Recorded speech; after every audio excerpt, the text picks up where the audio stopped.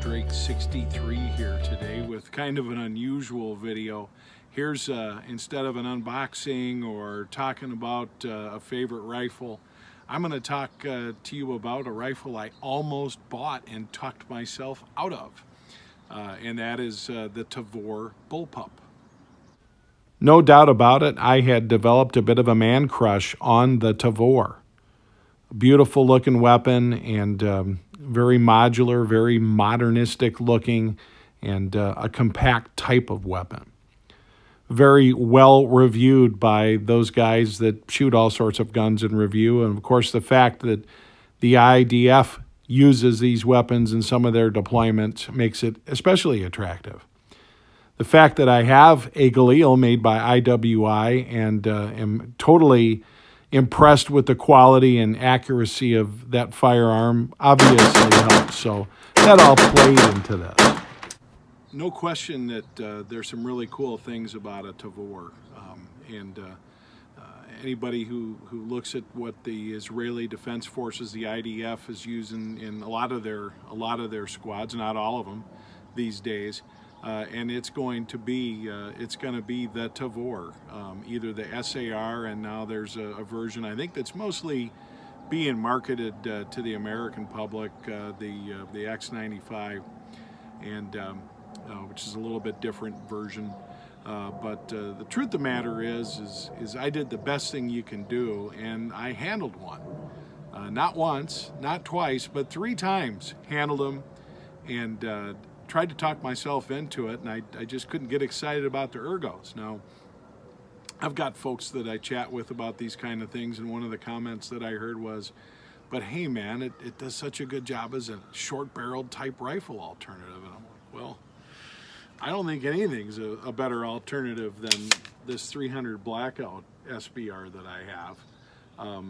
And it's a hell of a lot more accurate than any Tavor's gonna be. Now, don't get me wrong, I don't have to have a gun that, just one for every category or something like that. But clearly, in terms of what a Tavor can do from that standpoint, I can do with this, and I have a nice ease of parts available, okay? And that was one of the things that I looked at is, okay, we're looking at $1,600 to $1,700 price tag. And the first thing that a lot of people are talking about is, well, you need to replace the trigger if you want to get better accuracy out of it. Well, I'm not a real big fan of having to replace things right off the bat. I know I referenced the Galil earlier. The Galil 7.62 NATO has a phenomenal 2-stage trigger, in my view, that I would never need to upgrade for my purposes. But people say you need to upgrade the trigger on the Tavor right away, just like don't buy a SCAR without planning on upgrading the trigger. And that kind of stuff's a real big turnoff for me. If you know how to make something better, then just make it better, especially if you're going to charge a premium price. But I digress a little bit. But if you're talking about something that's shooting the 5.56 round, and something that the biggest knock on it is that it's accuracy. But if I'm going to spend upwards of $1,300, $1,400, $1,500 on a firearm that shoots 5.56, I want it to be dang accurate, and that's why I spent money on something like this instead. Okay, but when you look at the Tavor, number one, I don't like the ergos. Number 2, I don't like the trigger. Number 3, it comes with integral flip-up sights, and when you use them, they sit about 2.5, 3 inches above the rail, which is something else I don't really like. That's going to inherently affect your accuracy. And then you have people saying, well, I can get kind of AR-ish close in terms of my groups with it. So really what you're talking about is a short-barreled rifle, and again, this one in 300 black is going to be extremely accurate. It shoots 1-inch groups at 100 yards with Remington 300 AAC ammo. So there is that. But the biggest reason I think that I was so interested in that concept, actually there's a couple of reasons. Number one is a lot of the guys that review gear and talk about stuff on YouTube and so forth that I've watched are real high on it. They really think it's cool. And number two, again, it's made by Israeli Weapons Industries, IWI, which is the maker of my Galil, which I think is a phenomenally well-built firearm, and it's one of my favorites. What's my other reasons? I don't have them. Again, haven't held the thing, haven't looked at it, haven't inspected it and said, what is it going to do for me? It really was going to be a gimmick gun. So that's how I talked myself out of it. I'm not trying to talk you out of it.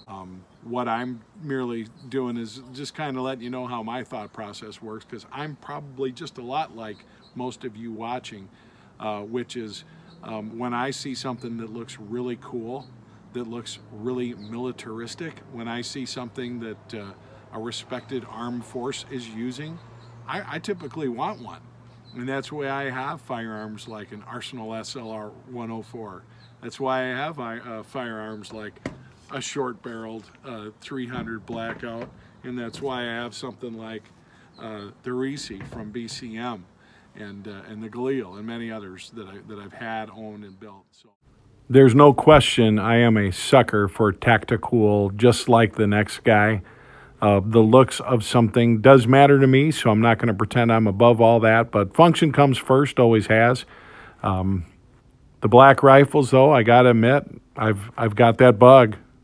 As you can see, I definitely have that bug. But it's just too much money at the end of the day for something that would, for me, be a gimmick gun, and not something I'd enjoy at the range all that much. So just thought I'd weigh in with those thoughts, let you know a little bit how my mind works. And I would say that if I'm a guy that had an unlimited budget, if I'm a guy that had unlimited gun safe space, I'd probably have a Tavor in there right now, and I probably wouldn't shoot it all that much. And given the choice in the proverbial shit hit the fan scenario between grabbing that Tavor and grabbing one of these other two firearms that I've just showed you, not going to do it.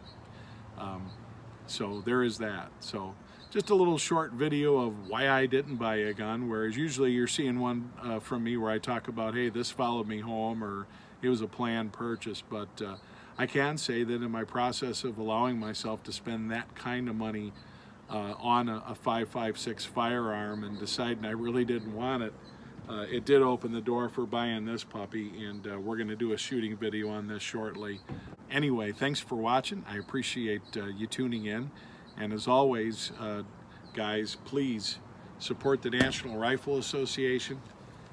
If we don't have the ability to get stuff like this and enjoy it, if our kids, if our grandkids don't, we will have failed. And I don't know how much of it's going to be up to us given the way the public sentiment sways, but whatever we can do, we should. And among the leading things we need to do is we need to band together and not separate and point fingers at one organization for the next. We need to speak with one voice, and that's to protect our Second Amendment rights. This is Dr. Drake 63 saying thank you for watching, and have a great day.